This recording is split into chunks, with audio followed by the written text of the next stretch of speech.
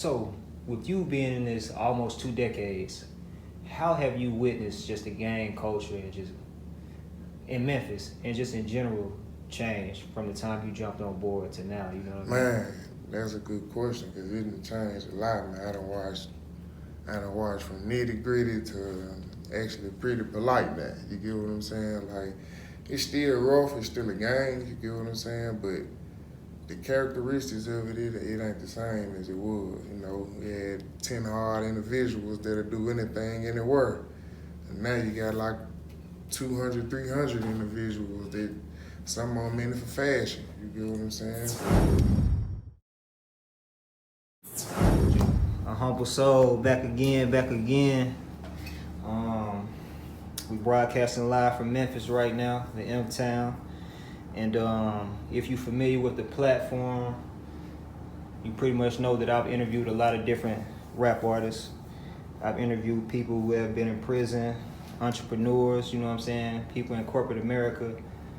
But I've never talked to anybody from the gang perspective who can provide like the gang perspective on their lifestyle, you know what I'm saying? And today, you know what I'm saying, we got somebody sitting in front of the camera who's gonna share their life story with us and touch on how they got involved with the gang culture, you know what I'm saying, and just share some messages to the youth. So without further hesitation, go ahead and introduce yourself, my brother, and we can get right into it. I'm Big Ace from 87 Kitchen, representing her in Memphis, Tennessee. Headed down here my whole life. Whatever we standing on. Sure. Let's take it from the beginning, man. So coming up, you originally born and raised in Memphis? Yeah, originally born and raised. So what part of the city did you come up in, and how was that for you? Like, I was born like North Memphis, 7th Street, Cedar Court area, but later in life moved to Frazier, and that's where from the youth on up, that's where the banging and then coming up with friends and family, that's where all this started. Okay, so solely on the north side of town, right. North Memphis. So earlier, what's some of your memories coming up in North Memphis and Frazier, man? Because those have, you know, their own reputations. You know, they're known to be two of the harder, more impoverished areas of Memphis. You know, how was it for you though? Coming up, it was rough. I mean, we wasn't rich.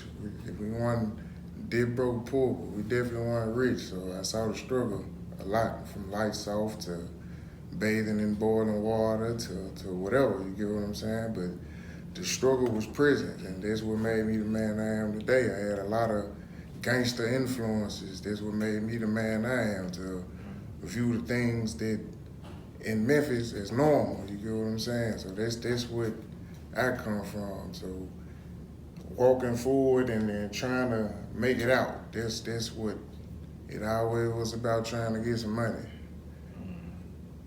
I mean, so what was your household like? As far as like, did you have any siblings or a 2-parent household? What's that? Coming up, like in the beginning, probably from birth to about 10, 11, my mom and my dad was together.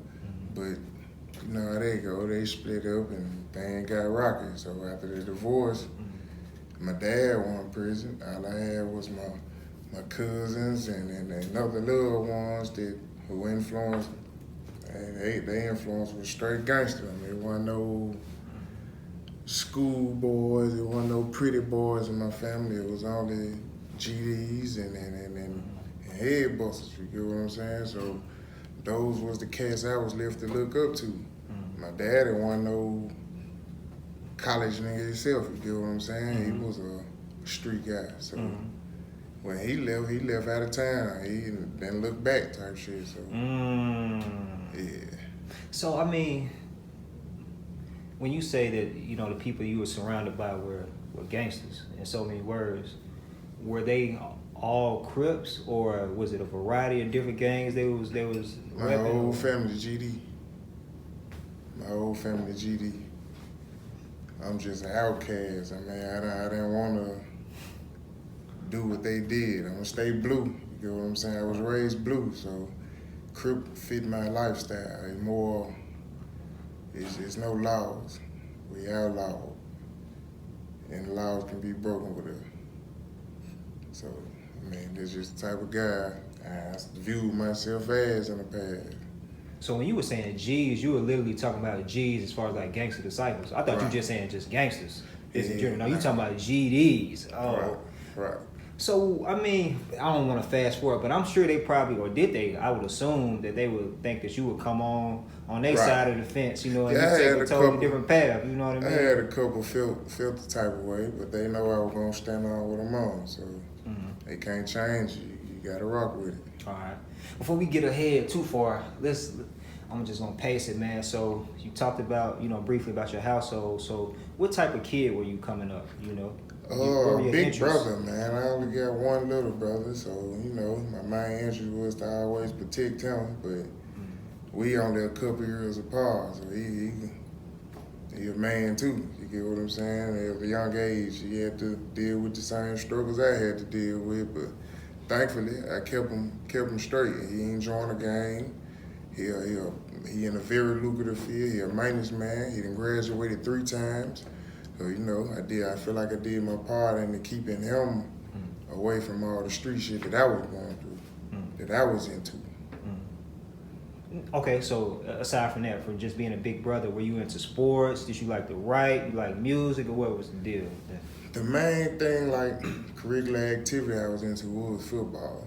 I love contact sport was my thing. So, and I got into football, and even with football, I still ended up banging. So it just was like a part of my character. So what position did you play? Linebacker. Were you pretty cold, or did you Yeah, I used to knock helmets out, man. That was, What school did you play for? What schools? The schools I went to with low budget, so, you know, I never did get discovered or anything like that. I went to Westside and Fraser. So those schools are pretty much where the poverty line is. So, you know, it's not Christian brothers or nothing like that to get the recognition for being a good player. You get what I'm saying? So most times you fall off from sports when you live in those areas, even if you're good. I done seen guys, man, they know they supposed to be in the league right now, but living where we live, the robbing, the dope selling, the hanging out, I mean, that's just what's going on. So that's what people adapt to. Right. So around what age, well, before I even say that, man, so you think that you had the potential to go to the league if you would have stayed at it? I definitely do. Like, so around what time did you, what happened in your life? What caused the shift for you to focus on sports and education to, you know, start dibbling and dabbling in street activity and then eventually join a gang? Around what age was that? Yeah. Like I said, I always had the streets in front of me. Like my family was like lead members in the GDs, especially around North Memphis. So even as a kid, I always heard GD literature. I always saw the things that they always had their stories, you know what I'm saying, to influence or I don't think they was meaning to influence us in a negative light, but that's kind of what we saw and ran with it, you know what I'm saying? So with that being said, like as a kid having just one brother, no father in the household, a mother that works super hard to give you everything that you can, you get what I'm saying? But at the same time, all you had was straight G shit in front of you. So it's just what I flocked to. The sports was cool for the main wilder to have something to do, you get what I'm saying? But outside of that, nah, it was just a sport. After Derek died, McD, I mean, he was like a brother to me. He was a cousin that raised me as a brother. So after he died, it was like sports was no longer the glow of what I was wanting out. It was only street shit, vengeance. It was only anger in my heart. Can you hold that up to the camera a little bit, like what you just showed me? I couldn't hear you. So you said this is McD.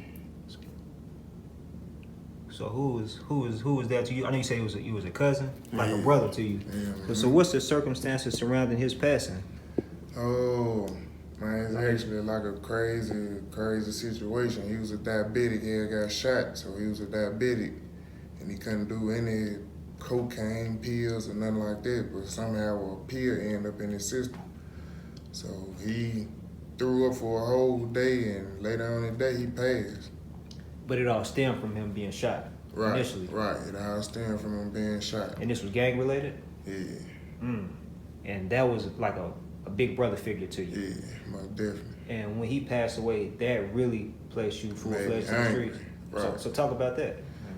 Oh, from that, man, it just, I was already a Crip, so he knew that. I mean, but his personality always had been, man, they called him Pit Bull, so, you know, that describes the character. He was an aggressive cat, so with that coming up, just having that aggression around you, it made you not fold type of guy. I ain't never been the type of guy to fold, or I thank God for the guys I did have in my life to show me, like, backbone. Right, no folding is allowed. So with that kind of made me the human I am right now, man. Like, anything I do, I'm gonna put my all in it. Whether that was from banging to sports to my revenge, it don't matter. You know what I'm saying? I'm gonna go full forward with my motion. And you said, so you joined, so this is pre-teens when you became a Crip? Pre-teen, right. I've been a Crip since I was 13. 13? I'm 30. So from 13 to 30, so at 13 years old, take us back to that point when you actually got put on to your set and how that whole thing came about. What you can disclose, I guess. Right.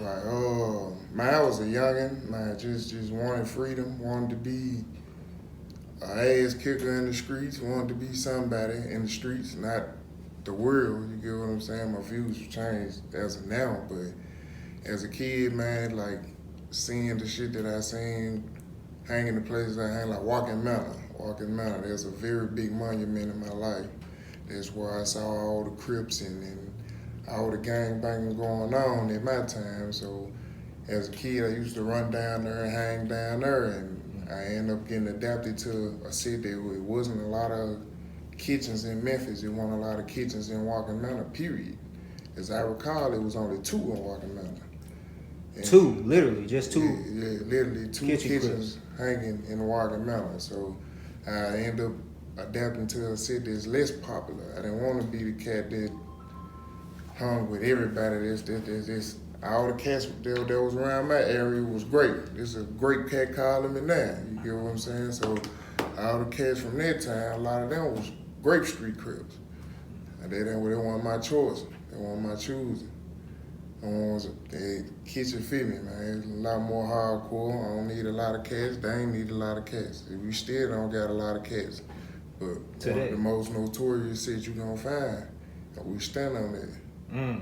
So for anybody watching this who may not be familiar with gangs or gang culture, especially more specifically the kitchen Crips, talk about, I understand that's a Los Angeles or a California-based set, and they migrated to different places, I guess, around the nation and probably around the world. But when it comes to Memphis in particular, do you know around what year they actually migrated here and how everything came about?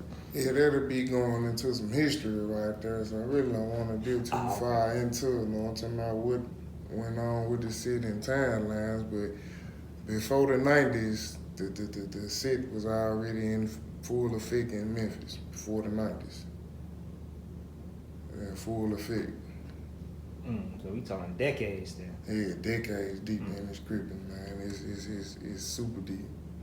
It's super deep. But yeah, Douglas was the first area in Memphis to touch the city. So okay. Yeah, besides in the walls, you get what I'm saying? But Douglas is a very important place to us too. Okay, and you said Watkins Manor. So is the northern side of the city, is that pretty much the headquarters, or are y'all spread throughout the city? You know, is it like a certain territory, or? Yeah, we all over, man. You know, like I'm standing here with you as a man now, that's how we is everywhere. You know, there's no certain area we can go, or no certain area that we group up in. Okay. Because you know a certain sets got their little right. Okay, they known on this street, or they known in this pocket, blah, blah, blah. But y'all all over. I mean, I understand what you're saying. What you're saying. So like where I put it down, I was over there on the west side of the Bay. So when I say Bay now, no Bay, California, Bay to Fraser. Yeah, so that's where I put it down at. And it was going down all over the city, from South Memphis to North Memphis to East, West, and it don't matter. Decay was, just gang banging in general, you get what I'm saying? But Decay, it was live back then, man. Do you remember the first time when your life was threatened or when somebody attempted to hurt you after you joined the set? It definitely wasn't short after. If you walking around letting yourself be known as a Crip, you're gonna have vice lords and bloods and other sets who got problems with Crips to make themselves be known as well. So, yeah, it definitely was short after. Now, you 30 years old now, you done changed your life, but what does the gang still mean to you today? Because I know you're not a gang banger, but you're still a gang member. Right. So break that down. The gang still is who I am. It's a lifestyle, you get what I'm saying? So my lifestyle never changed. It's still credit to the grave with this cripping, But as far as my perspective now, I have changed my perspective. I'm a father, a business owner, a great son, trying to provide as much as I can for my mom, you get what I'm saying? That she inspired me to do this business, you get what I'm saying? So I can't have full focus on two things, you get what I'm saying? Like cripping would always be who I am, but a growing businessman, that's what I'm pushing right now. I'll talk about your business, like you said, you're an entrepreneur. Right. So talk about your business, what you do, how people can find out, or if they want some service from you, how they can go about contacting you and all of that. If you want any services done, you can go online at www.foxprofessionalcleaningservice.com and you can check out my work from there and got my numbers and everything on there from there. And so you do just different types of businesses, etc. Or any commercial cleaning at this point is, like I said, is trying to grow and show my homeboys a better way, man. You know what I'm saying? So if there's anything I can get into based on cleaning or anything else, I'm gonna do it. If it's windows, carpet, stripping, waxing, general cleaning, if it'll bring that bag, well, I'm gonna check into it. Man, I meant to ask you this too.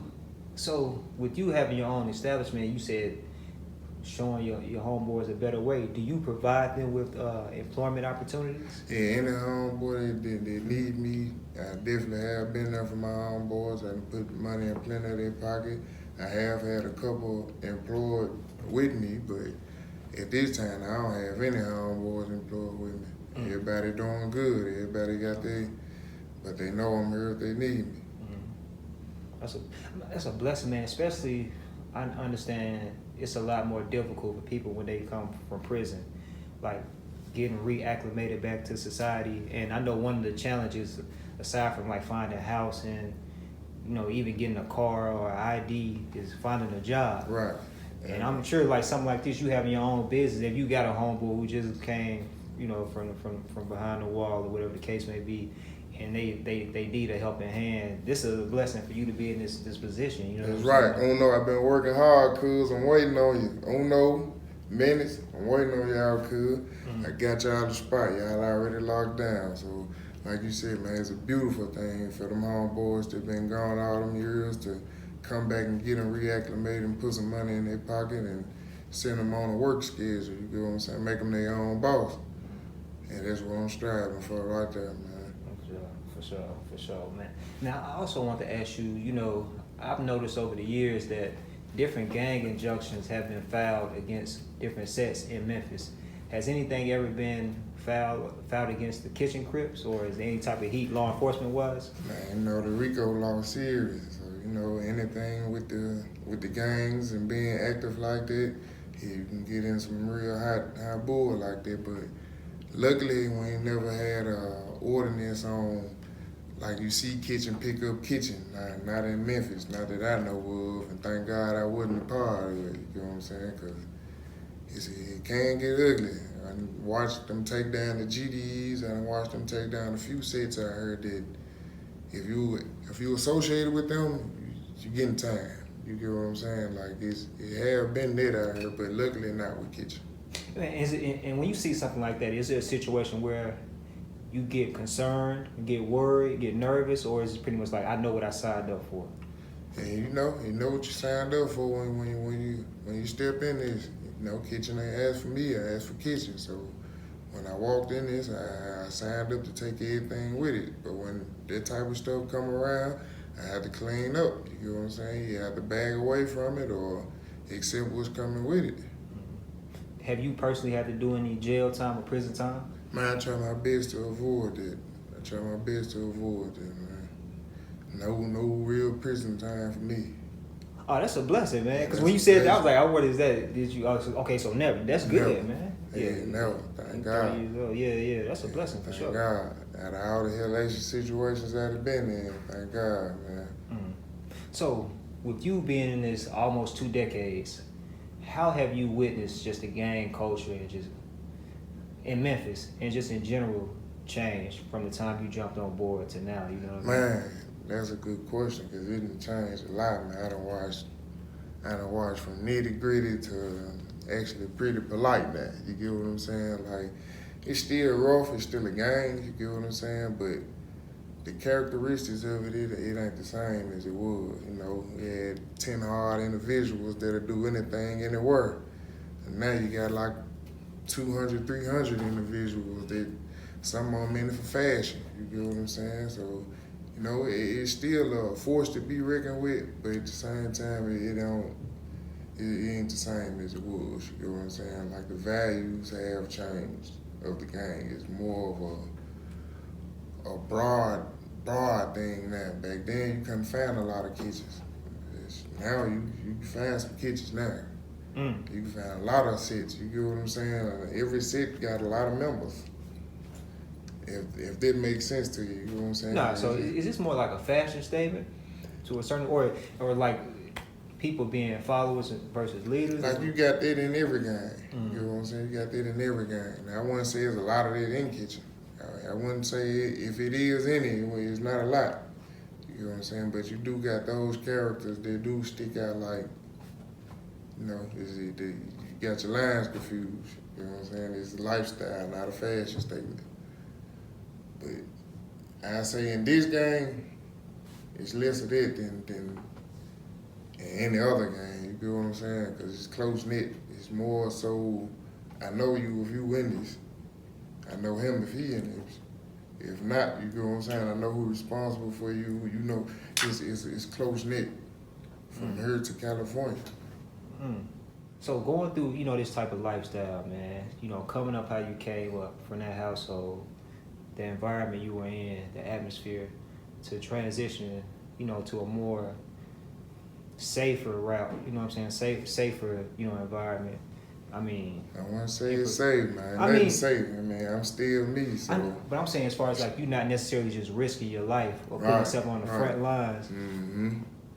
Do you have like, because I've heard just watching different interviews, I've heard certain gang members say that they have PTSD.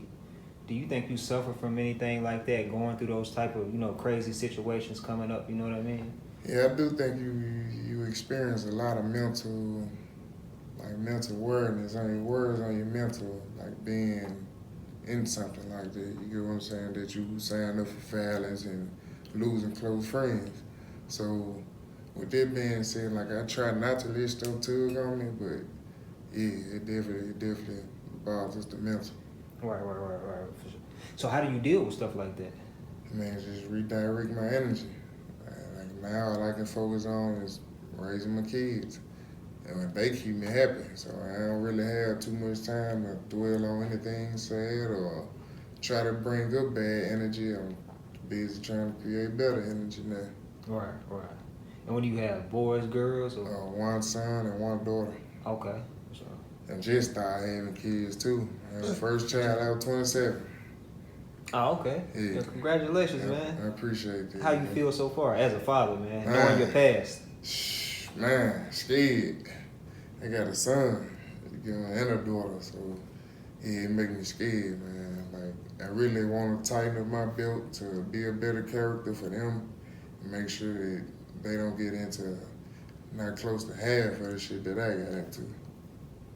Man, saying that, you know, you said you have a son before you said, you know, your daughter. You know, normally when you hear a guy talk about his kids and he has a daughter, that's more sort of like the But knowing your lifestyle, are you concerned about your son following in your footsteps? I am, you get what I'm saying, but his layout different. His layout a lot different from mine. My dad out here getting the bag. I refused to let him go through any of the struggles I went through or any of that. So his layout, what he viewing, what he seeing, what he think cool is not gonna be what I thought cool. He gonna think a daddy that's an entrepreneur with a big bag that got whatever he want and get whatever he want.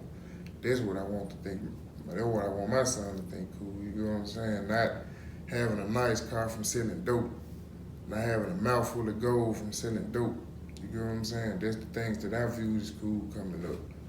But now my kids can look at it. I done changed the whole perspective, my whole family. I mean, I feel like I broke a chain. It was a chain of poverty, death, jail. Poverty, death, that was the chain. Me and my brother, we broke this cycle. Me and my brother, we gross hundreds of thousands of dollars a year. Easy. Just by legally, I'm gonna say that, legally.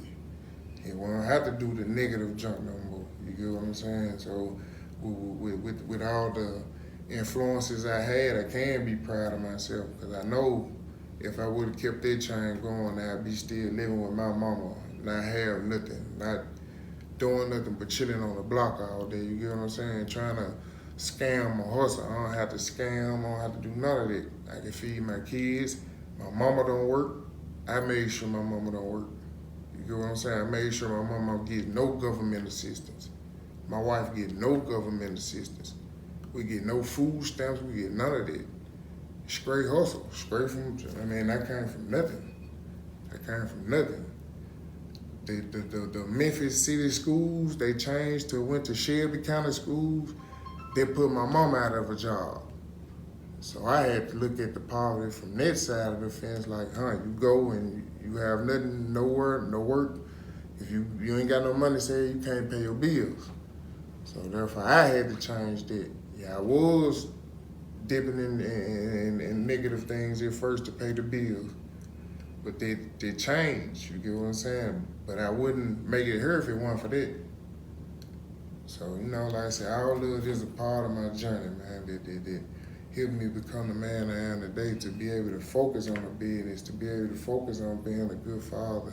If it weren't for that negative past, I don't think I would have be appreciative for things that I got. You get what I'm saying? I wouldn't be as appreciative as I am today if I didn't go through my past. That's real, bro. That's real, bro. And salute to you on making that transition, and just all the success you've been able to acquire so far. Yeah, you know I appreciate that, man.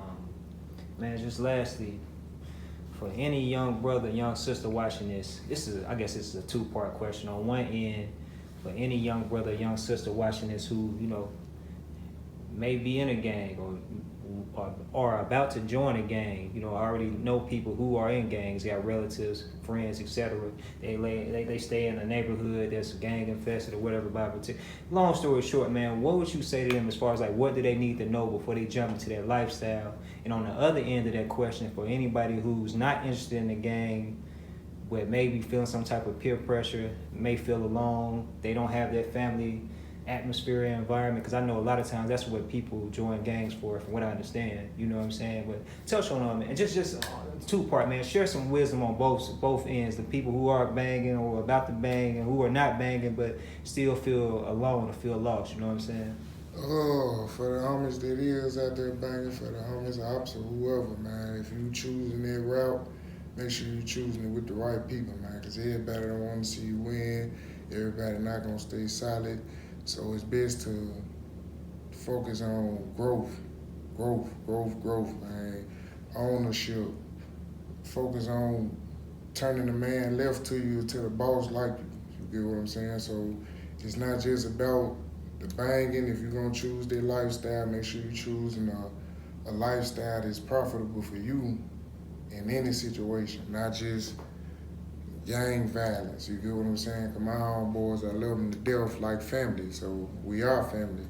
So if they need me in any situation, if I need them as far as cash, help cutting the grass, it don't matter what it is, you get what I'm saying? So if you're not choosing something that's gonna stand for you like that, I wouldn't advise you to get in any gang at all. Just focus on yourself, be an individual. If I could speak to the cats that's not in the gang, I would still tell you, man, focus on yourself. Focus on being you before you try to associate yourself with anything, because bad shit come with associating yourself with people. So hey, you don't want war because of somebody else got war. You shouldn't be in this. You shouldn't be in any gang. So I like to tell the guys that's not affiliated, man, walk a tightrope. If you can't stay solo, I don't know what to tell you.